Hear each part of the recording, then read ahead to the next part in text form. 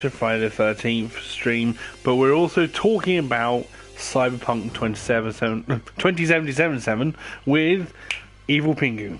Evil Pingu from the Two Ugly Gamers. Yes. Now, the main thing I wanted, obviously, because we're going to be talking about Cyberpunk, is I got a lot of questions. You know more than I do, and that's the way it should be. So, I'm going to start off by asking what the setting is. Right, setting Cyberpunk is, well, it's 2077. It's a cybernetic, basically corporations have the rights. They own everything, really. There are governments there, but the governments don't really have much to say because the companies in each country has kind of like helped the country out of an economical crisis. So they've got a lot of control on what happens in the world now. Yeah. So, and the thing is, you've got possibilities of being somebody famous with cyborg implants and stuff like that. It's a crazy world that you're gonna have to get into. So that's like the main kind of like the beginning of it, where you've companies own the world basically. The governments are their toys in a way. They can do whatever they want. So basically they're sort of addressing almost like what our present day issues are in the future, essentially. Yes. Like they're basically corporations will take over. That's it. Well, I think that kind of thing is inevitable anyway. And so, obviously, that's sort of part of the story as well, because obviously you're going to find out something or try and take down the corporations, or maybe work with them, I gather, based on decision bases. Yeah. Well, the thing is, in the game now, what I've been reading and seeing is that you are just a person, and then you're sent out into the world as like a mercenary. Yeah. So you can be hired by anybody. So you've got to see and wait and see what's going to happen with which way your character can do whatever he wants, and that's it really. So it's going to be so when it comes, just going to wait. So when it comes to characters, are we talking fully customizable, or are we talking? You can. Well, the thing is, they say you can fully customize your character into. You can do the hair and everything in the skin and stuff like that. But the thing is, because it's first person shooter, you're not really going to see that. That's the one thing. So well, the customization. What I've heard also, you can, as you level up and things, you're customizing your clothes as well to enhance certain abilities and statistics of your character.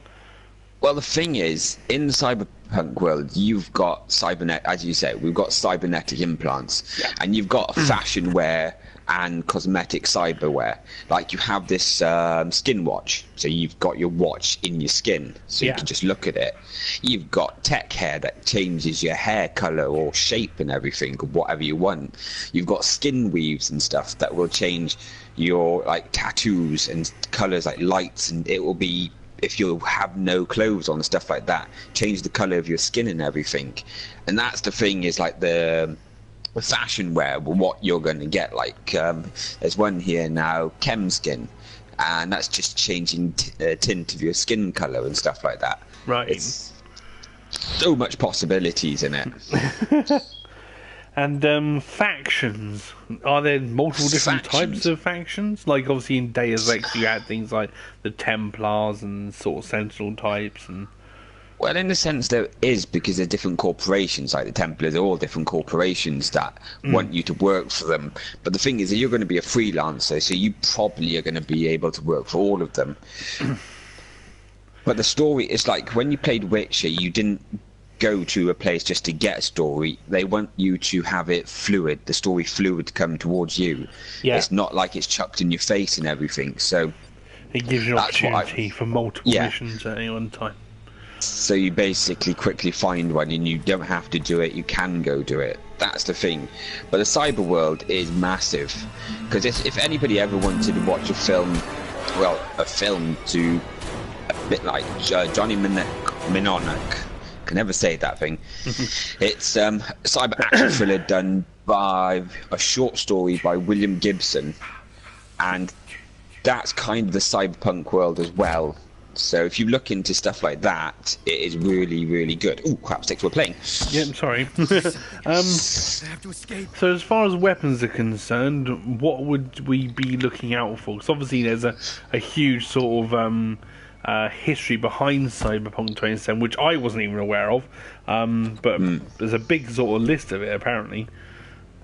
Well, the thing is, it's like you've got your implant weapons that are actually in your, like as you saw in the first, in your body, the scythes and everything. Yeah. Like you've got the Reaper blades that come at your hands. You've got many different types of them. But guns-wise, it's really kind of, in 2020, they were kind of just what weapons we have today. And they saw them in the future, and it's like your HNK and stuff like that. But they now made them in the 2020, they've made them more futuristic looking. Well, I suppose 50 years of working on them. I know, okay, well, so when we're talking about, I've written down my bit of paper, offshoots of this game. What I mean is like the manga, the role-playing game, all this came before the actual, obviously announcement of the actual game itself. Yeah. How long has it really been going on for? That's the thing. Well, we don't. Well, thing is, you've got it starting off with Hardwire, the original book that it's 2020 is based on, and that is Roger Zelen. He's born May the 13th, 1937, but he wrote Hardwire, 1986 cyberpunk novel. That was John Williams, but he did it to a here we go 1969 science fiction novel. That's kind of, and it probably before that as well, but nothing published. Yeah, but it's been happening a long time that these people have been doing this for. So essentially 2077 is like a modern take on the original ideas that were obviously first wrote about, and how technology will actually eventually be run by corporations all over the world and change literally the face of the world, I guess. Well, yeah. There's lots of films already out there that done corporations are fighting against each other and stuff like that. There's a film I've got, and it was a corporation. You've got China and Japan have all gone to one side. Then you've got Europe, Russia, and all that are one, and Africa, I think it is. And then you got Britain and America, one corporation. So there's like 3 different factions the world has been taken over by. Yeah. So that's what the basics. You're going to get a lot of not factions, but you get in corporations that have a lot of say in the world. Which now they actually do now anyway. In our current yeah, they climate. have it now. Obviously, oil is the one thing that rules the world at the moment. Oh God, yeah. Oil is the biggest threat in the world, in my opinion. But so, what are your actual thoughts on the game? Do you think it's a good adaptation? Do you think that it's going to be obviously something to look for? People should be excited for it. What are your thoughts? The thing is, I am really excited for this game. I can't actually wait till it comes out, because it's like, but I've got to be, like, just take it with a pinch of salt, because I've played the role-playing game and everything quite a few years, and if they don't put stuff in, don't get disappointed. That's my problem with games. Yeah. I don't get disappointed with putting stuff in. But what they've done so far, because if you look at the original, the first video they brought out, and when you see in the background, you see this woman with a cybernetic arm, and she's just sitting there quite sexy. And the thing is, that's from 2020 role-playing book. There's a picture from there. So they're using like stuff telling you what it's kind of based, like what settings it's based around. But the thing is, as it's a linear thing, you can change everything because it's what you make your cyberpunk world about. That's the thing. So it really is basically a RPG at heart, really. Yeah, essentially a big RPG at heart, really. Well, I know a couple of people who are actually really excited about it, but I don't know how much they know in regards to what I would know.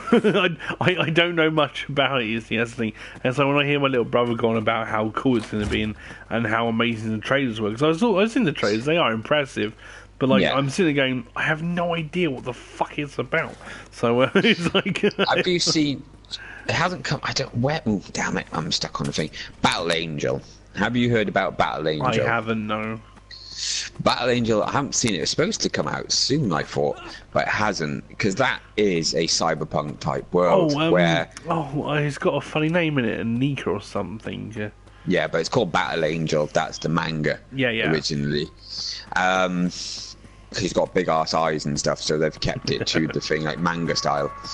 Ooh. Oh no. And it's all the different worlds that you can, if you watch manga and anime and stuff like that, you can watch all the different worlds, and it's really good because it's going to have a mismatch of different things from different places. Oh, definitely. So it's definitely one to watch and look out for when it's eventually released. Oh yes. When we finally get a release date. When we get a release date. Oh. Well, they said they're going to give us a release date when the game is ready for launch. So it'll be interesting to see when they actually decide to do that. Well, that's the thing. Once they give you a release date, I'll be like, ooh, I'm pre-ordering the biggest one I can get. Yeah. Because I want all the stuff. I'm getting a non-digital copy. I'm getting... Yeah, straight away. That's it. I'm getting what I want. Straight for the big box. Well, that's it. I want the big box. The big box. I think that about covers Cyberpunk, really. You see, I before you told me, I had no idea it was even a manga or even a role-playing game. Before obviously the actual game itself comes out. Well, yeah, role-playing, the manga, the anime, everything series. Because the thing is, you've got here as well. You've got implants.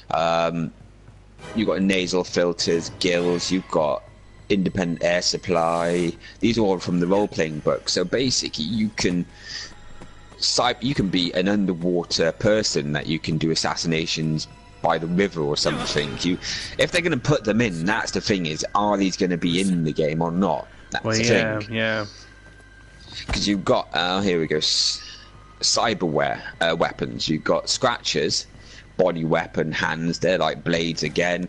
You got implanted fangs, so you got fangs in your teeth like a vampire. Yeah. Where was it? Rippers were the ones that came out that woman's hands. Yeah, like scythes. So that was. But then you've got chipsets as well, where you can have a chips put into your brain and stuff, like storing information or hacking. Net running. This is the one thing I'm looking forward to. Are they going to do net running? Do you know what net running is? I have no idea, but apparently they're doing some sort of hacking thing in the game. Well, net running's not really a hacking. Well, it is hacking, but the thing is, net running is a lot to do with like you're going into the Matrix and you're trying to take out things and trying to get control of the person's brain. Because a lot of stuff like that, you can just kill somebody from miles away. Maybe it'd be like a mini game they add in, like you can do it from a distance and like solve some sort of puzzle to make that happen. Possibly. Yeah. Ooh. Oh no. He's at my door! Come here, you. Oh, heavens. Oh dear, I'm dead. Oh well, there we go, I'm dead.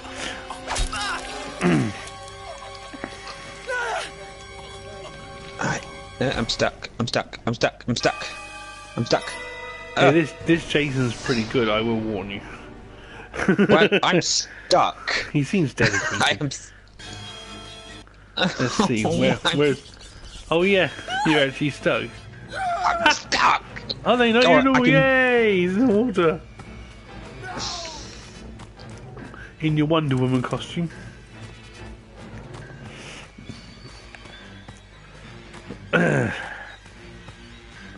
Oh, he's a running Jason. Yeah, he's a sprinter.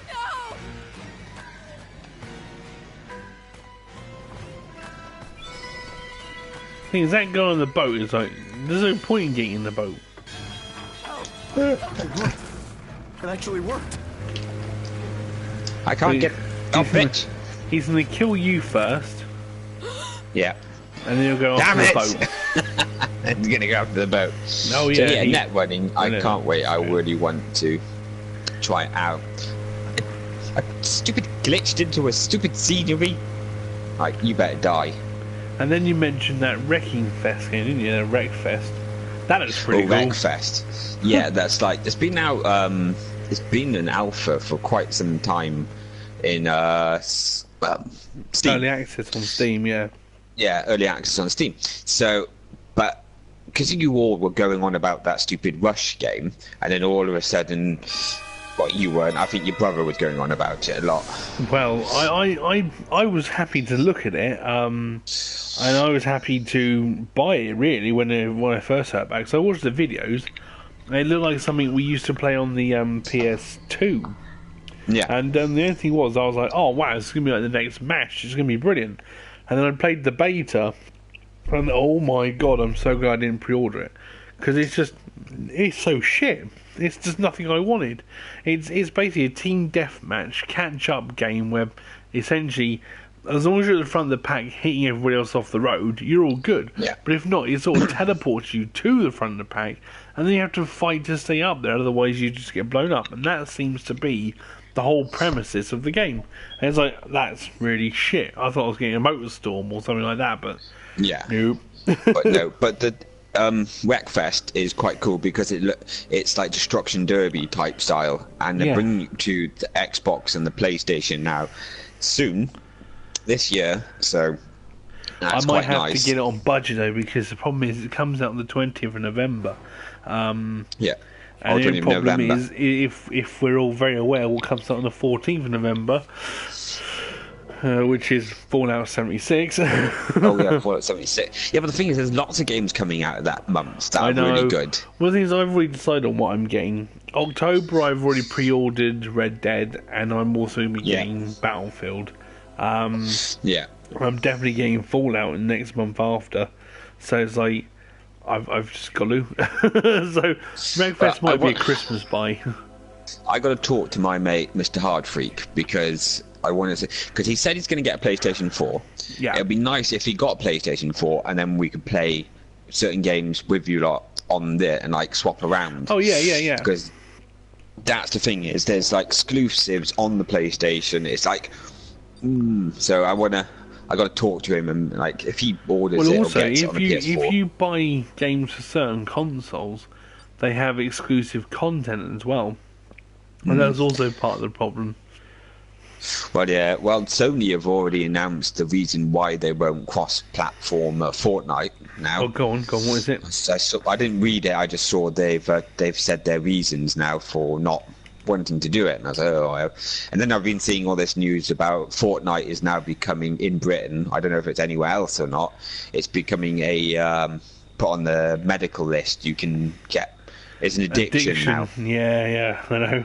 My missus on Facebook So- earlier about it. So The thing is- everybody who wants to claim sick, you can claim it now if you play Fortnite. You The can stay thing home is- and play it more. The thing is, I remember even when I used to play like clan gaming and things, I wouldn't have called it addiction. Sure, I used to play it a fuckload, but I think it actually comes down to individual.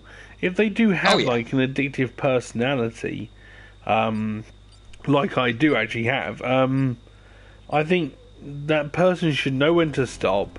Also, have some supervision where someone says, you know what, maybe you really shouldn't be on it all that time, and especially in kids, you know. Oh, he got hit. He got spanked on the Poor knee. old Jimmy. Jimmy. Yeah, I think the problem is because there's always this stigma attached to gaming where it's always the game company's fault that they've done this and the other. But I actually blame the parents because Oh yeah, I do too. It's a sad thing. well, the thing is, as gamers growing up, we've learned that there sometimes is too much, and some stuff in these games is not for children. It just shouldn't be viewed by kids. Like for instance, I had my stepdaughter come up to me one day about 4 years ago, and she said, "Can I get GTA 5?" And I was like, "No fucking way!" I said, "There's no fucking way." I said, "You're like what, 10 years old? And you want to play GTA 5? Are you off your head?" She goes, "Why can't I play GTA 5?" And I said, well, "Let's think about it for a second. Boobs, drugs, ultra sort of violence, willies. You know, what else do you want? You know, that is like what's in the game." It's not going to happen. It's not. And then I heard at school. Then I went to school, and there was this woman who was just picking up her kid, who lets her 6-year-old play GTA, and her attitude was simply, "It's a game." And I was like, "You don't get it, do you? You don't understand." Oh, fuck you, Jason, you twat. Oh, you're not Jason Good. No, I'm being killed by Jason. So, I think the attitude of parents, especially ones that haven't grown up with computer games, needs to change, and they need to understand and be aware of what's in their in the game's content. Because, like, well, the thing is, just stop you. Like, parents as well. It's like consoles have parent controls now. Yeah. I know my friend as a kid. Oh yeah, bugger, leave me alone. His parent put a 2-hour. What's it called? Finishing restriction. Not restrictions. So, I just jumped through the bloody window. Well, I think things like this should have restrictions on anyway, because it can. I mean, the thing is, it can develop an addictive personality because you like doing it so much, you're going to keep doing it. No. And I think that's major, big issue. Really, it's a big issue.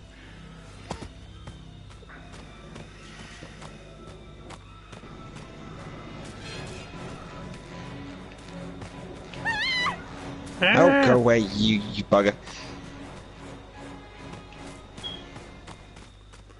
I think he's leaving you alone. Oh no, maybe not. No, it's not.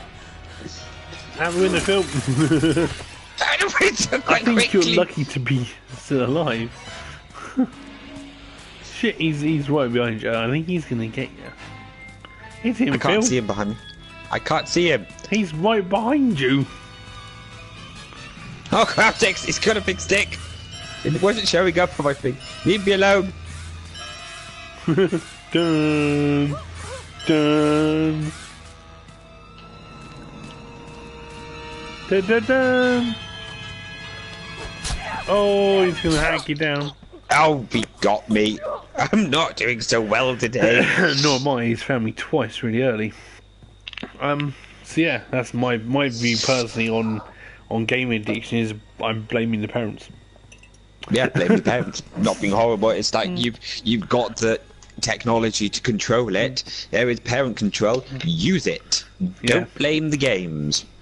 And plus, don't get your parents to walk into a shop and under the age of 18 and go, "Oi mate, can I have this Call of Duty game for my kid?" Then go, "Oh, Call of Duty's so violent, why is my kid playing it?" Yeah. Idiot. Oh, who's going to be him? Is it me? Oh, it's me. Oh, you're Tommy. Tommy Jervis. I'm going to go save these kids. I'm going to make these kids survive. Well, or they're just going to die. Probably going to die. One of the two. One of the two. Oh yeah, and a quick update for those of you who are watching this stream. Essentially, excuse me, the game itself... You're farting. No, I was just burping. That's lies.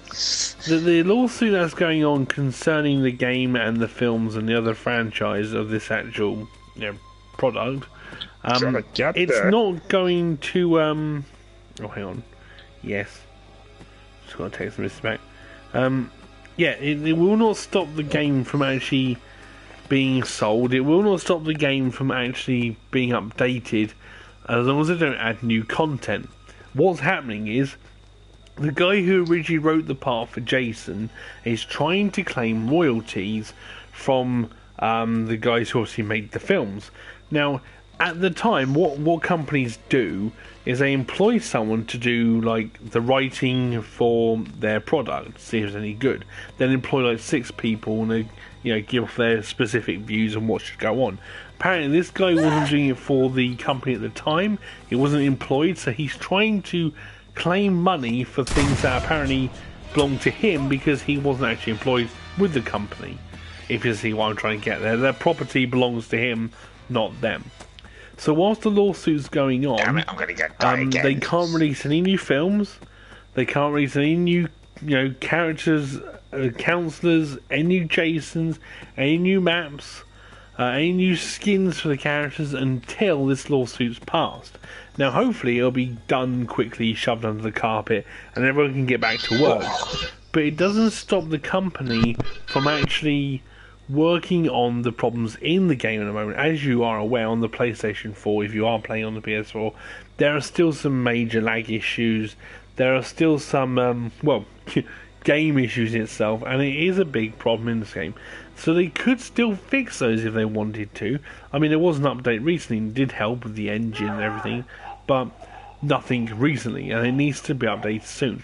Apparently, last Steam count that was on, the last player-based Steam count was, I think it was 621, and this was like a couple of days ago.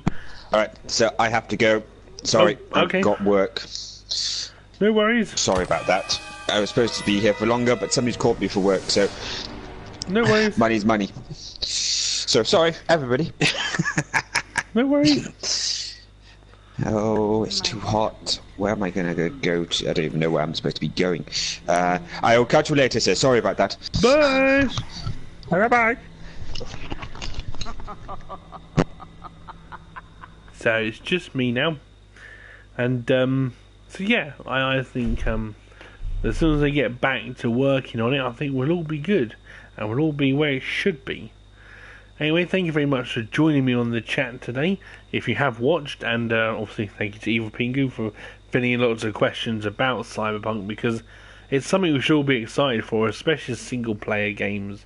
I think to cannonhole everyone into a hole and say, you know what, we only like multiplayer games is completely stupid, because there's lots of people out there like single-player games, and the single-player market is still alive. I think we should all try and go out there and buy them. So, thank you very much for watching, and see you on the next one. Bye!